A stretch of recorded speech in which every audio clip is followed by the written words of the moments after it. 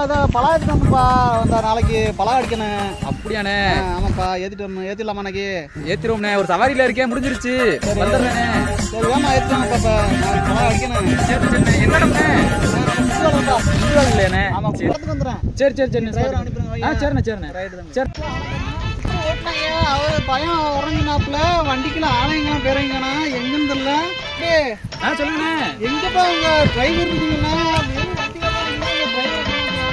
இருங்க அண்ணா, வண்டியில உட்காந்துருக்கானா? வண்டியில் உட்காந்துருக்கானா? பாருங்க. என்னப்பா தெரியா? வண்டிக்குள்ளதான் இருந்தானே பாருங்க. என்னடா இது?